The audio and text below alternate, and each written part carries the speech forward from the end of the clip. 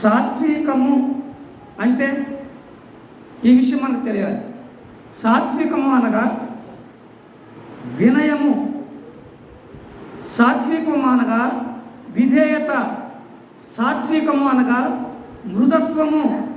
సాత్వికం అంటే మరి సాధువైనట్టి మనసును కలిగి ఉండాలా, విధేయుడుగా ఉండాలా, దాన్నే సాత్వికము అంటారు.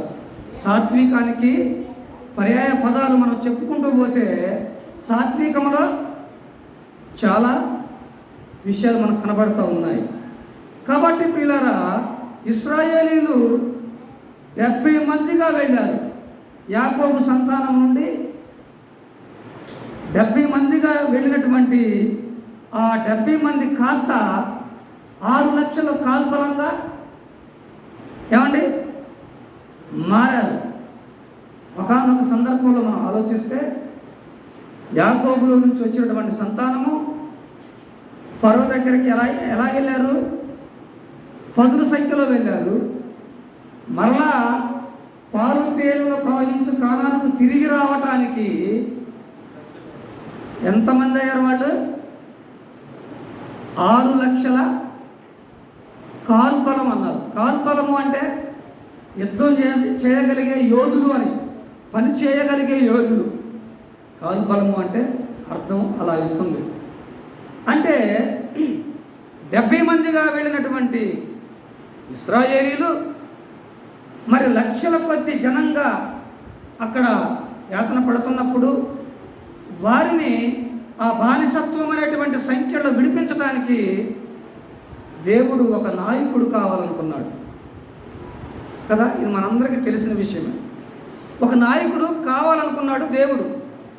మరి ఈ 6 లక్షల కాల్బలము కలిగినటువంటి వారికి తల్లిదండ్రులు ఉంటారు, పిల్లలు ఉంటారు, భార్యలు ఉంటారు కదా. వారందరినీ కలిపితే సుమారుగా 30 లక్షల మంది ఉన్నారు. 30 లక్షల మందిని చూస్తే 30 లక్షల మందిలో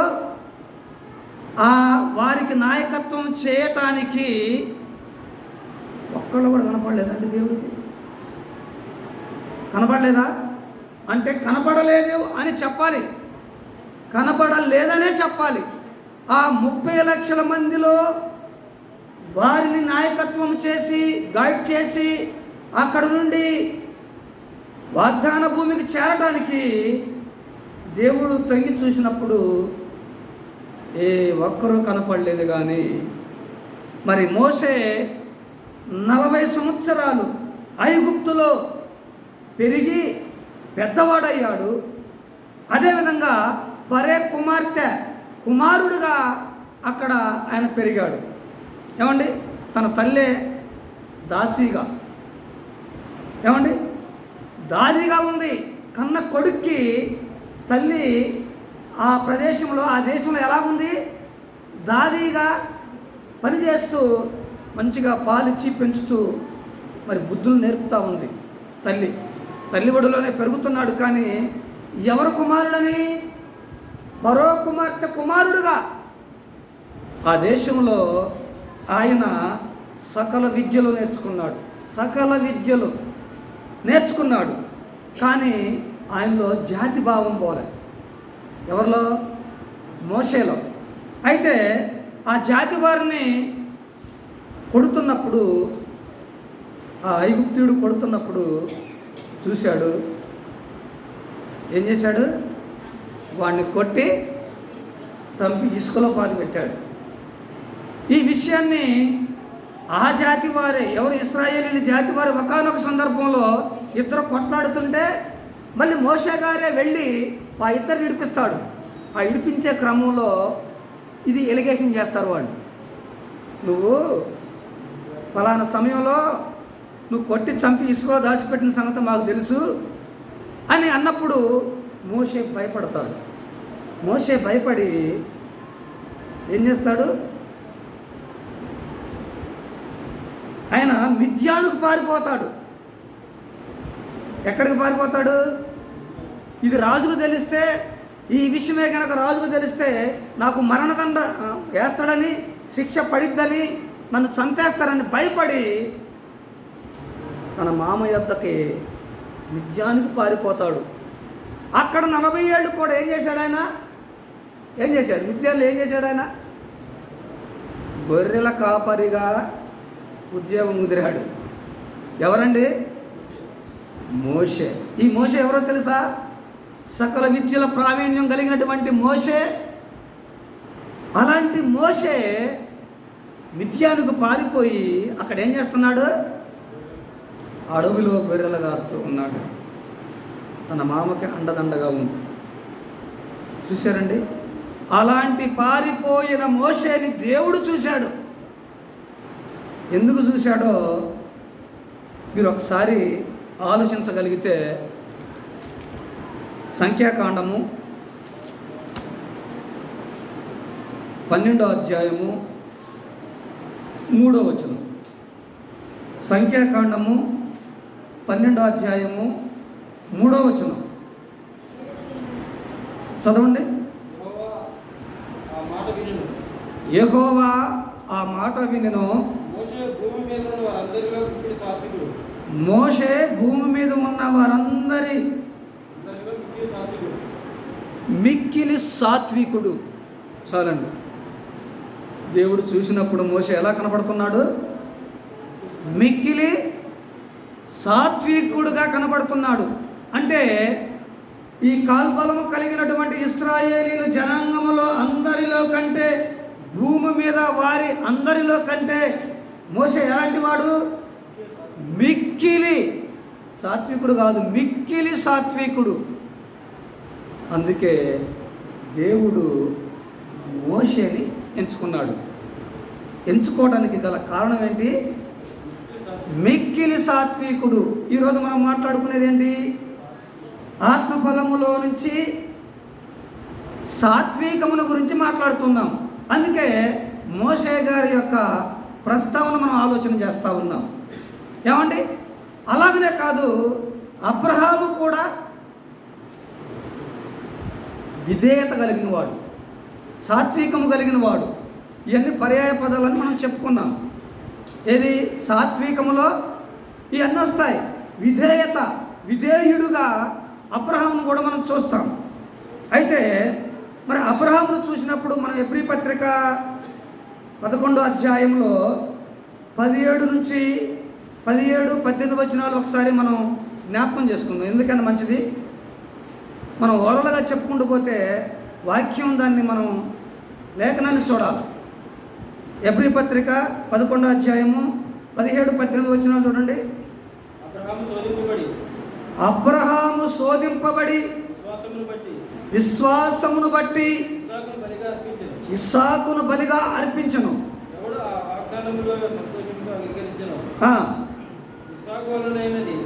ఇస్సాకు వలనైనది నీ సంతానం అనబడును అని ఎవరితో చెప్పబడినో ఆ అబ్రహాము మృతులను సహితము లేపుటకు దేవుడు శక్తిమంతుడని ఎంచినవాడై తన ఏక కుమారుని అర్పించి చూశారండి. అంటే అబ్రహాముకి ఉన్నటువంటి మంచి క్వాలిఫికేషన్ ఏంటంటే, చెప్పిన మాట వినే మనస్తత్వం ఉంది. మారు మాట్లాడకుండా ప్రయాణం అవుతాడు. రమ్మంటే వెళ్ళిపోతాడు. దానికి క్వశ్చన్స్ చేయడనమాట అబ్రహాం గారిలో ఉన్నటువంటి విధేయతది. అందుకే అబ్రహాము ఏమయ్యాడు? విశ్వాసులకు తండ్రి. ఎంతమంది లేరండి? భక్తులు ఎంతమంది లేరు? ఎంతమంది ప్రవక్తలు లేరు? ఎంతమంది శిష్యులు లేరు?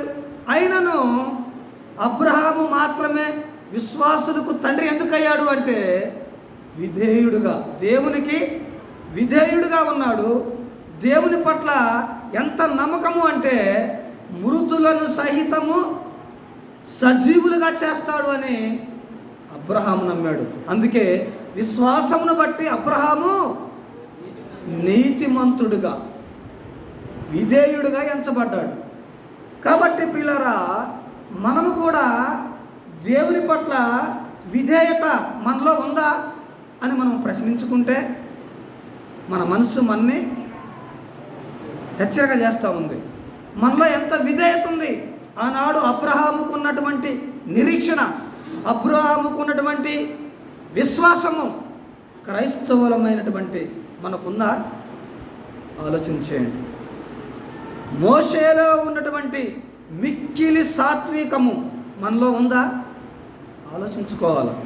ప్రభునందు పిల్లరా, అందుకే ఒకసారి మరి మత్తయి సువార్త 11వ అధ్యాయము 29వ వచనాన్ని మనం చూస్తే, మత్తయి సువార్త 11వ అధ్యాయము 29వ వచనం, నేను సాత్వికుడను దీన మనసు గలవాడును గనుక మీ మీద నా కాడి ఎత్తుకొని. యేసు ప్రభు వారు కూడా ఏం చెప్తున్నాడండి? ఏం చెప్తున్నాడు? నేను సాత్వికుడను దీన మనసు గలవాడును అని చెప్తున్నాడు. ప్రభు అయినటువంటి యేసు క్రీస్తులో కూడా ఏముంది? సాత్వికము ఉంది. ఆయనలో ఏముంది? దీనత్వం ఉంది. ఆయనలో ఏముంది? ప్రేమ ఉంది. ఆయనలో ఏముంది? కరుణ ఉంది. యేసు క్రీస్తులోనండి క్షమాగుణం ఉంది. ఏ మనుషుడు క్షమించలేనంత సహనం, ఓర్పు యేసు క్రీస్తులో మనం చూడగలుగుతాం. అందుకే యేసుక్రీస్తు ప్రభువారు సాత్వికుడుగా కనబడతా ఉన్నాడు. అందుకే ఇక్కడ మత్తయి సువార్తలో ఏమంటున్నాడు? నేను సాత్వికుడను దీన మనసు గలవాడును అని చెప్తున్నాడు. అలాంటి దీన మనసు, ఆ సాత్వికము మనలో ఉందా అండి? యేసుక్రీస్తు ప్రభువారు సర్వలోక రక్షకుడు అయిన ఆయనలో ఏముంది? సాత్వికము ఉంది. ఆ యేసును కలిగిన మనలో సాత్వికం ఉందా? మనలో ఉందా సాత్వికము? చూడండి, ఆయన రాజులకు రాజు, ప్రభువులకు ప్రభు అయి ఉండి ఆయన సాత్వికము, ఆయన విధేయత మనం చూస్తే ఆశ్చర్యానికి గురవుతాం. ఏమండి, ఆయన ఎలా వచ్చాడంట? ఒకానొక సందర్భంలో చూడండి, అదే మత్తయి సువార్త 21వ అధ్యాయం, మత్తయి సువార్త 21వ అధ్యాయం 5వ వచనం చూడండి.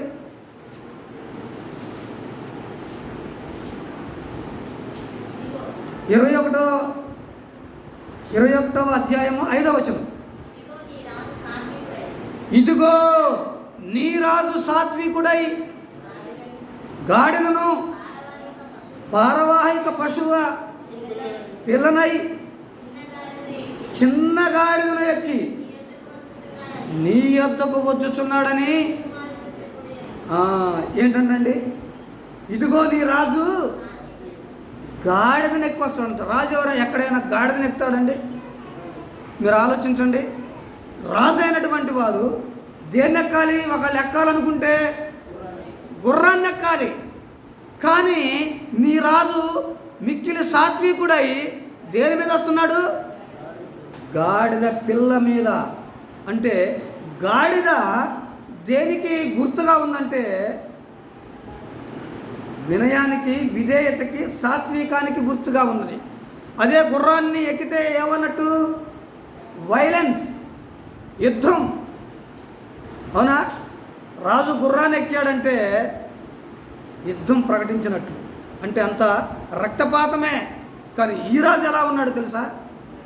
మిక్కిలి సాత్వికుడుగా మీ మధ్యకు వస్తున్నాడు. ఎందుకంటే తెలుసా ఆయనకి ఏం జరగబోతుందో, ఈ లోకంలో ఆయనకు జరిగే మర్యాద ఏంటో, ఆయనకి ఇచ్చే ఘనత ఏమిటో, ఆయన ఎలా హింసిస్తారో. కనుక ఆయన మిక్కిలి సాత్వికుడై మీ రాజు గాడిదని ఎక్కువస్తాడు అంటున్నాడు.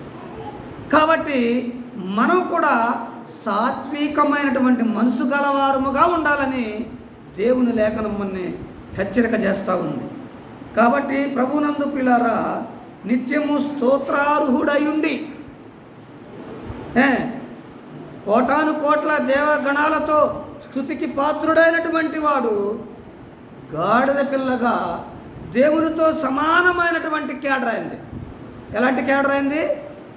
దేవునితో సమానుడు. దేవుడు ఎక్కడైతే ఉంటాడో ఆయన కూడా అక్కడే ఉండి నిత్యము స్తోత్రార్హుడుగా ఉన్నటువంటి ఆయన ఎలా వస్తున్నాడు మన మధ్యకి? గాడిదనెక్కి. మనోళ్ళు కూడా చేస్తుంటారు మట్ల పండగ. ఏమండి? కరెక్టే. ఈరోజు ఈ ఆదివారము మట్టల పండగనంట. ఏమండి? మట్టల ఆదివారం అంటే దేవుని యొక్క ఉద్దేశము తెలుసుకోవాలి, కానీ ఆయన ఏం చేశాడో అది మనం చేయమని కాదు. యేసు ప్రభు వారు చేసింది మనుషులు చేయటం కాదు, కానీ యేసుక్రీస్తు ప్రభువారు ఏం చెప్పాడో దాన్ని చేయాలి మనం. అవునండి? కానీ క్రైస్తవులు ఎలా మారిపోయారంటే, ఎలా మారిపోయారు? అంత డ్రామా ఆర్టిస్టులుగా మారిపోయారు. అంటే యేసుక్రీస్తుని ఒక రకంగా అవహేళన చేస్తున్నారు. ఏదో బరువు లేనటువంటి చెక్కని మీద పెట్టుకొని ఎవరిని బాధ పెట్టడానికి కాదు, కానీ వాక్యంలో ఉన్నటువంటి సారాన్ని గమనించండి. కాబట్టి రాజు ఎలా వస్తున్నాడు? ఆయన ఎప్పుడు ఆయన రాకడ గురించి చెప్తున్నాడు. మొదటి 100 సంవత్సరాల్లో ఆ రాజు ఎలా వస్తాడో అనే విషయాన్ని ఇక్కడ ప్రస్తావన చేస్తూ ఉన్నాడు. అంటే మనం ఎలా ఉండాలి? మనం కూడా చర్చిల్లోకి వచ్చినప్పుడు అగ్రస్థానాన్ని కోరుకుంటాం. ఏమండి? కానీ యేసుక్రీస్తు ప్రభువారు దేవునితో సమానమైనటువంటి వాడై ఉండి కూడా ఆయన ఎలా వచ్చాడంటే దీనుడుగా వచ్చాడు. ఆయన మన అందరికంటే భూలోకంలో ధనవంతుల అందరికంటే ధనవంతుడై ఉన్నాడు. మన మధ్యకి ఎలా వచ్చాడు? దరిద్రుడుగా వచ్చాడు. ధనవంతుడైనటువంటి దేవుని వద్ద ఉన్నటువంటి తన ప్రియకుమారుడు శ్రీమంతుడు ఆయన యేసుక్రీస్తు ఈరోజు నీ దగ్గరికి ఎలా వచ్చాడు అంటే దీనుడుగా, దరిద్రుడుగా వచ్చాడు. ఆకాశ పక్షులను చూడండి, వాటికి నివాసాలు ఉన్నాయి, కానీ మనుష్య కుమారుడికి తలవాల్చుకోవడానికి స్థలము లేదు. చూసారా? అంటే ఎంత దీనుడుగా వచ్చాడు ఆయన.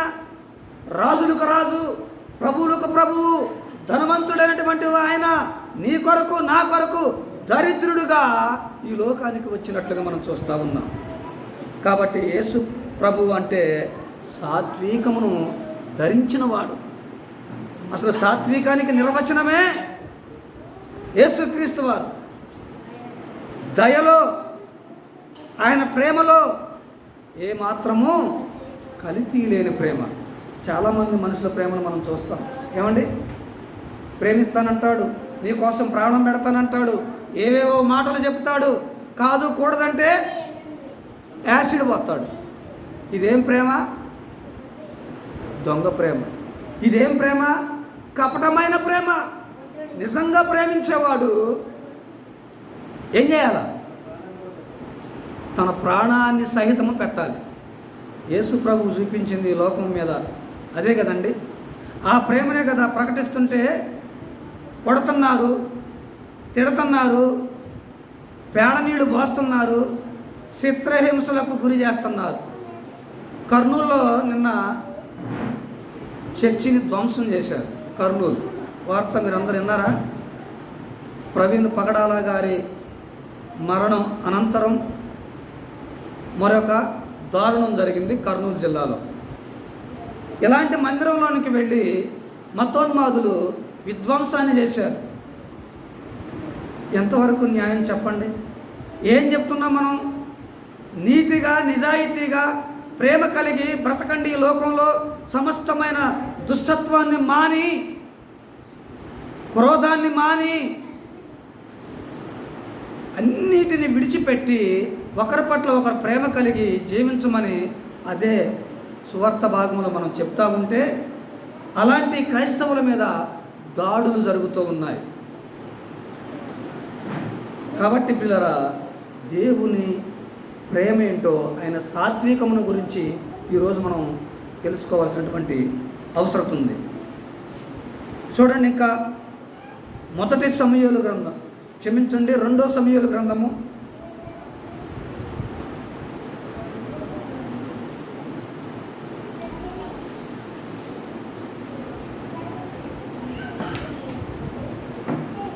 2వ సమూయేలు గ్రంథము 16వ అధ్యాయము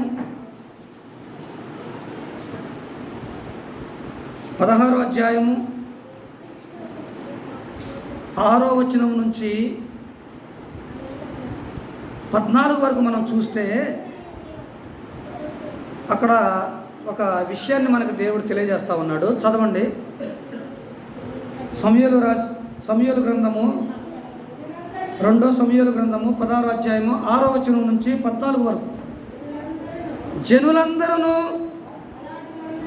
బలాఢ్యులందరూ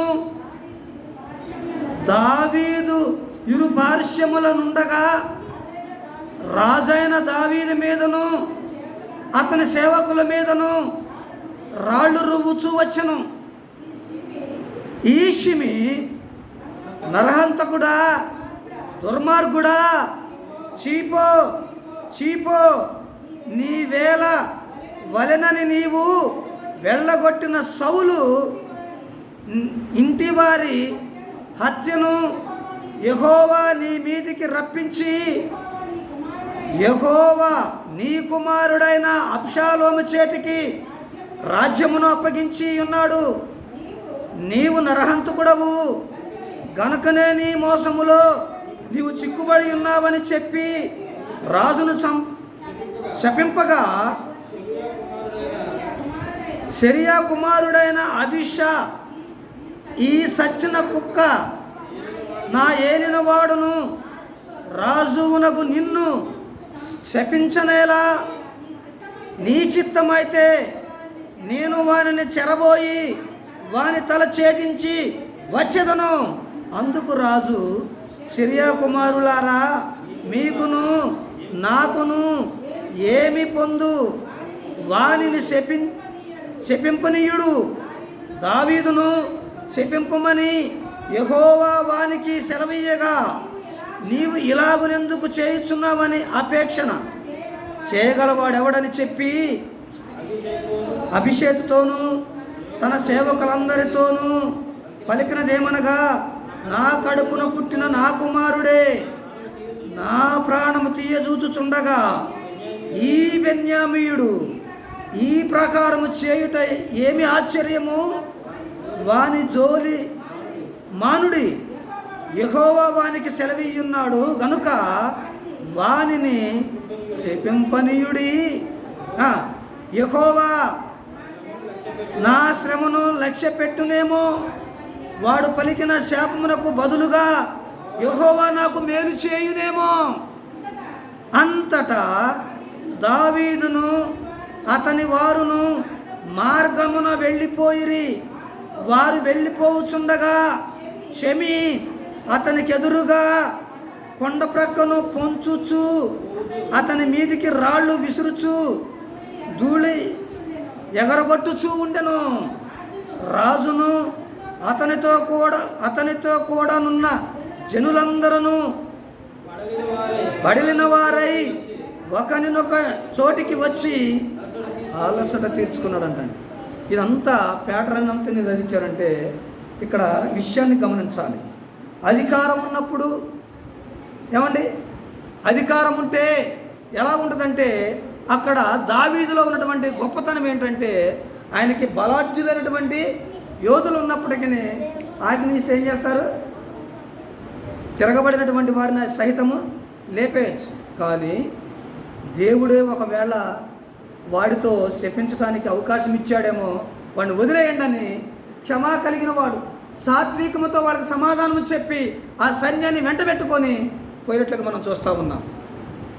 అంటే రాజు తలుచుకుంటే ఏమైనా చేయగలడు, కానీ అక్కడ ఆయన దీనత్వము సాత్వికము కనపరుచుకుంటూ ఉన్నాడు. మరి మనకి ఏమీ లేదు, అయినా కానీ మనం ఏం చేస్తాం, ఎగిరెగిరి పడతాం.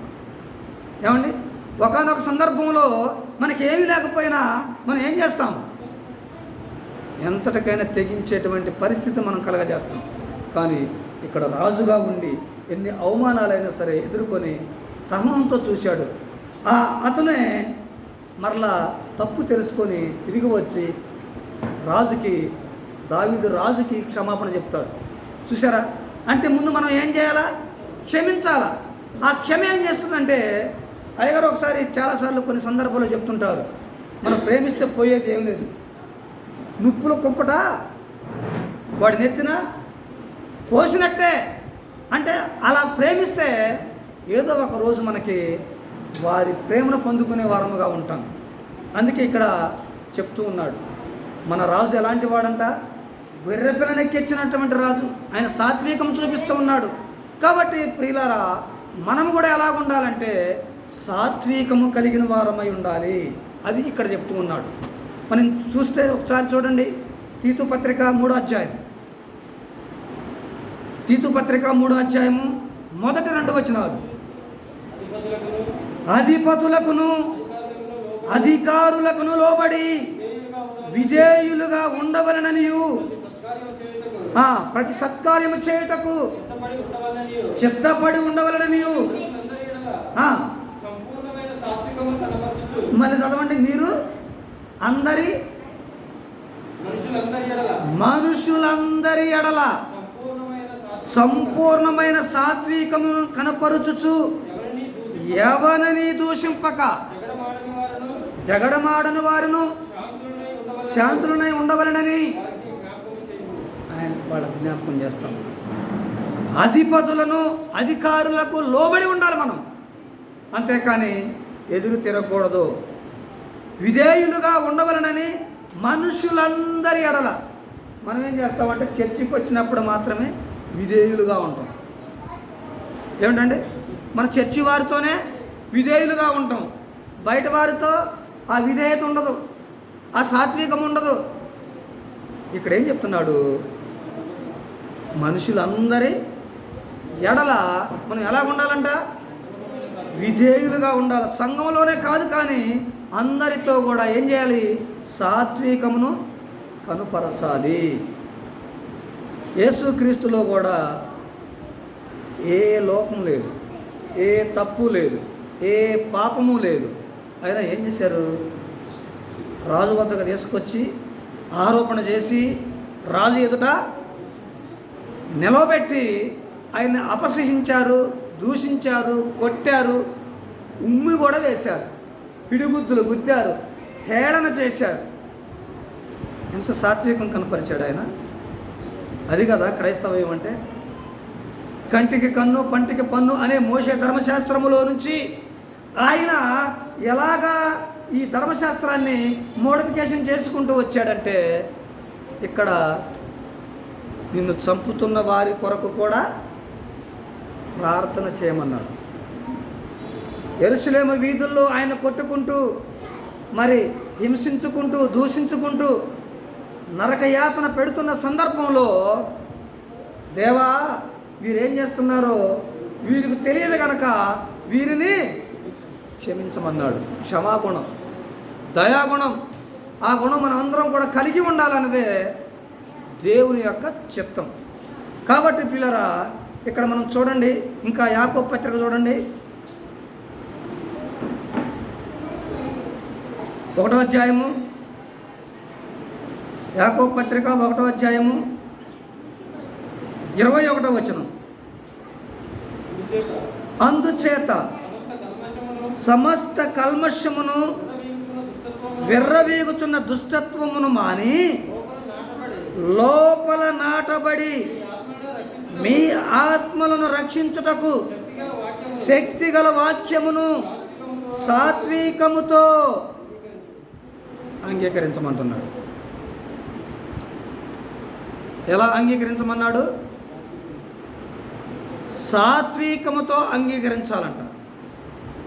అందుచేత సమస్త కల్ముషమును వీడాలి, దుష్టత్వమును విడిచిపెట్టాలి, సమస్తమైన పాపాలకు దూరంగా ఉండి ఏమండి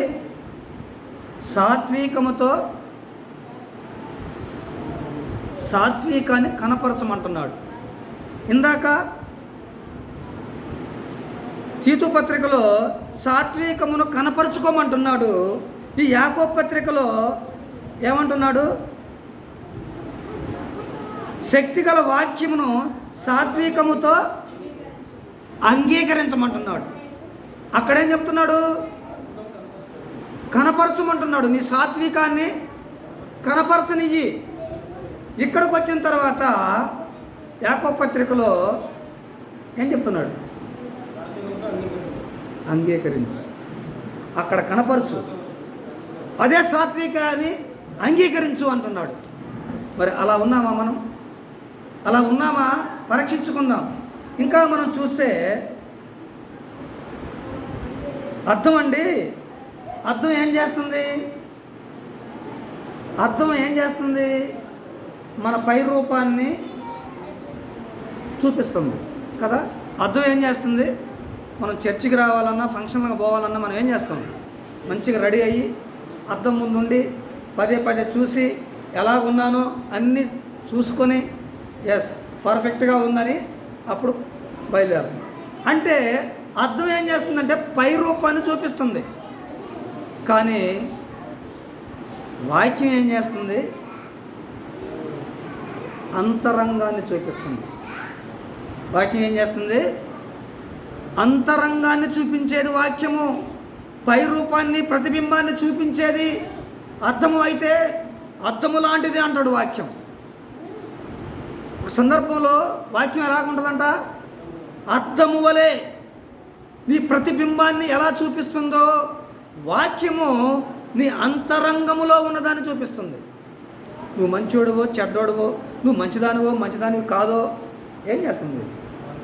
వాక్యం దగ్గరకు వచ్చినప్పుడు అర్థమవుతుంది. ఆ వాక్యం నీలో ఉన్న ప్రతి మచ్చను, డాగును చూపిస్తుంది. ఏంటి? వాక్యము, అంతరంగమందు ఉన్నటువంటి వాక్యము. అంతరంగంలోనికి నువ్వు తీసుకోగలిగితే, నీ మనసులోనికి, నీ హృదయంలోనికి దేవుని వాక్యాన్ని చొప్పించగలిగితే, నీ అంతరంగంలో ప్రతి కల్ముషాన్ని, ప్రతి దుష్టత్వాన్ని ఏం చేస్తుంది? అది చూపిస్తుంది. కాబట్టి ఏమంటున్నాడు? అందుచేత సమస్త కల్ముషమును విర్రవీగుతున్న దుష్టత్వము మాని లోపల నాటబడిన ఆత్మను గూర్చిన రక్షణ శక్తి గల వాక్యాన్ని నువ్వు నాటుకోవాలి. హృదయంలో నాటుపడాలి. మనం నాటుతాం, మొక్కజొన్న నాటుతాం, వరి నాటుతాం కదండి. ఈ నాటం తెలుసు మనకి. రోడ్ల వెంబడి చెట్లు నాటం తెలుసు. అశోకుడు అదే చేశాడు. బాటసార్ల కోసం ఏం చేశాడు? రోడ్ల వెంబడి ఏం చేశాడు? చెట్లు నాటాడు. కానీ క్రైస్తవుడైనటువంటి మనం ఏమి నాటాలి? వాక్యం అనే విత్తనాన్ని నాటితే అది చెట్టుగా ఫలింపజేస్తుంది. క్రైస్తవుడు చిందించే ప్రతి రక్తము విత్తనము లాంటిది. ఎలాంటిది? యేసుక్రీస్తును చంపినంత మాత్రాన క్రైస్తవాన్ని ఆపగలిగారా? ఆపారండి. లక్షల్లో ఉన్నవారు కాస్త కోట్లగా పెరిగిపోయారు. అదే కొంతమంది భయపడుతున్నారు ఈరోజు భారతదేశంలో. క్రైస్తవ్యం ఎక్కడ విస్తరించి మెజార్టీ ఉన్నటువంటి మేము మైనార్టీలుగా మారిపోతామే అనేటువంటి భయం చేత క్రైస్తవ్యం మీద ఉక్కుపాదం మోపుతూ ఉంది ఈవెన్ గవర్నమెంట్ కూడా.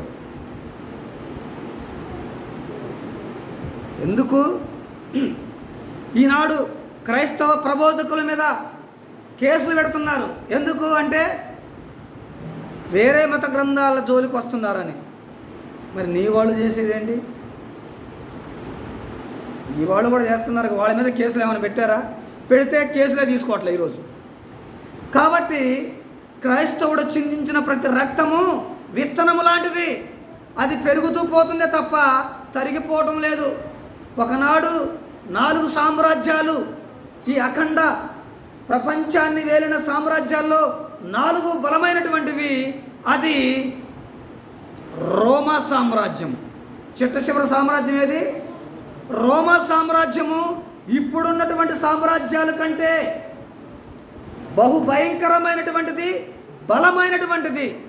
ఆ రోమా సామ్రాజ్యమే ఆపలే. నువ్వేం ఆపుతావు? ఆగిద్దా? ఆగదు. క్రైస్తవ్యం అణిచిపెట్టిన కొద్దీ అది పైకి లేస్తూ ఉంటుంది.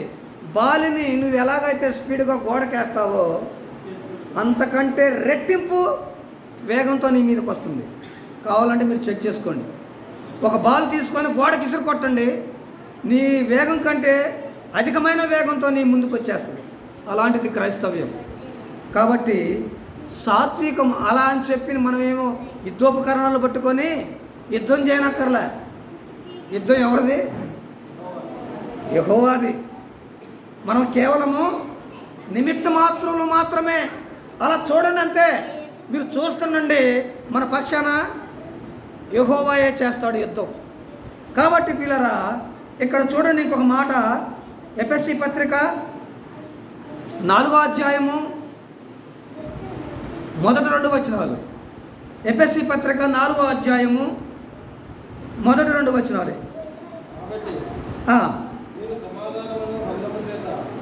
కాబట్టి మీరు సమాధానమనే బంధము చేత ఆత్మ కలిగించు ఐక్యతయందు ఐక్యమును కాపాడుకొనుటయందు శ్రద్ధ కలిగిన వారై ప్రేమతో ఒకరినొకడు సహించుచు మీరు పిలువబడిన పిలుపునకు తగినట్లుగా దీర్ఘశాంతముతో కూడిన సంపూర్ణ వినయముతోను సాత్వికముతో నడుచుకొనవలెనని ప్రభువును బట్టి ఖైదీనైన నేను మిమ్మును బతిమాలుకొనుచున్నాను. ఇక్కడేమంటున్నాడంటే సంపూర్ణమైన సాత్వికముతో నడుచుకోవాలి అంటున్నాడు. అక్కడ కనపరచమన్నాడు. ఇంకో చోట ఏం చెప్పాడు? అంగీకరించమన్నాడు. ఇక్కడేం చెప్తున్నాడు? సాత్వికముతో నడుచుకోవాలి అని చెప్తున్నాడు. ఇది ఎవరికి చెప్తున్నారు? క్రైస్తవులైన మనకు చెప్తున్నాడు ఈ విషయాన్ని. కాబట్టి భయముతో సాత్వికముతో సమాధానం చెప్పాలి. ఏమండి? కాబట్టి ఇక్కడ మరొక సందర్భాన్ని చూడండి. పేతురు రాసిన మొదటి పత్రిక 3వ అధ్యాయము 15వ వచనం 16వ వచనం. అందరూ గమనించండి. పేతురు రాసిన మొదటి పత్రిక 3వ అధ్యాయం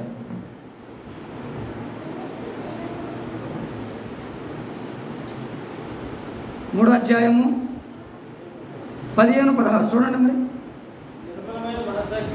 నిర్మలమైన మనస్సాక్షి గలవారై మీలో ఉన్న నిరీక్షణను గూర్చి మిమ్మును హేతు అడుగు ప్రతి వానికిని సాత్వికముతోను భయముతోను సమాధానము చెప్పుటకు ఎల్లప్పుడూ సిద్ధముగా ఉండి మీ హృదయములయందు క్రీస్తును ప్రభువుగా ప్రతిష్ఠించుకోండి.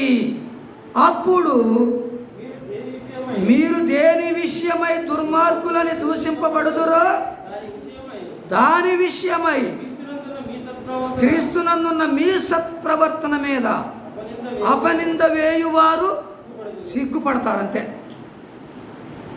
ముందు మనం ఏం చేయాలా? సాత్వికముతో భయముతో సమాధానం చెప్పుటకు సిద్ధంగా ఉండాలా. అప్పుడు వాళ్ళకి సిగ్గు కలిగిద్ది. ఎవరికి? దుష్టులైనటువంటి వారికి, దుర్మార్గులైనటువంటి వారికి, క్రీస్తు విరోధులకి సిగ్గు కలిగిద్ది. కాబట్టి చూడండి, ఇంకా చివరికి ఒక మాట చూసి ముగించేసుకుందాం. తిమోతి పత్రిక, మొదటి తిమోతి పత్రిక 6వ అధ్యాయము 11వ వచనం. చివరగా తిమోతి మొదటి పత్రిక 6వ అధ్యాయము 11వ వచనం. దైవజనుడా, నీవైతే వీటిని విసర్జించి నీతిని, భక్తిని, విశ్వాసమును, ప్రేమను, ఓర్పును, సాత్వికమును సంపాదించుటకు ప్రయాసపడు. ఇది చెప్తున్నాడండి.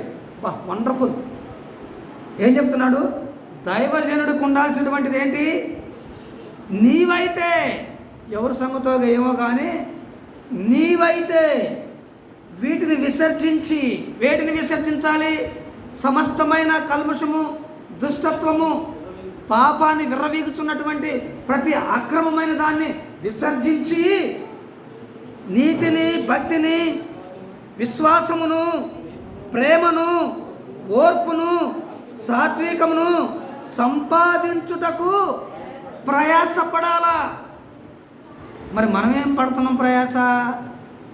మన ప్రయాస ఏంటి? మనం బంగారం కొనాలి, వెండి కొనాలి, ఆస్తులు కొనాలి, డబ్బులు సంపాదించాలి. మన ప్రయాస ఏది? ఆస్తులు కూడబెట్టాలి. ఇదే కదండి మన ప్రయాస. మన ప్రయాస అంతేది. రేపటి గురించి ఆలోచన, మరి భావితరాల గురించి ఆలోచన, మన పిల్లల గురించి ఆలోచన, వాళ్ళకి డబ్బుని ఆస్తిని కూడబెట్టాలని మన ప్రయాస అంతా అది. కానీ దేవుడు ఏం చెప్తున్నాడు?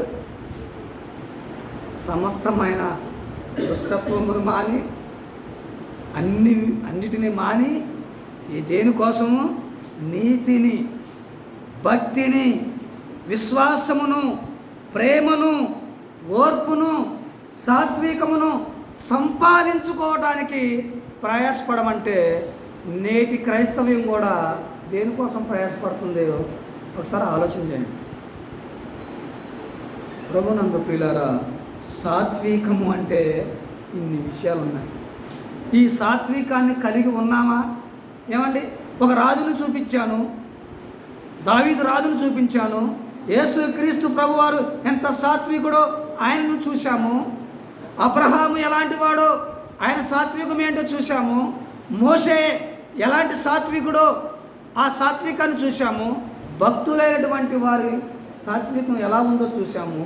క్రైస్తవులైనటువంటి మనము ఎలా ఉండాలో మనమే పరీక్షించుకున్నాం. ఏమండి? కాబట్టి ఈ సమయంలో దేవుడు ఇచ్చిన సాత్వికను స్వతంత్రించుకొని అలా బ్రతకాలనేదే దేవుని యొక్క ఉద్దేశం.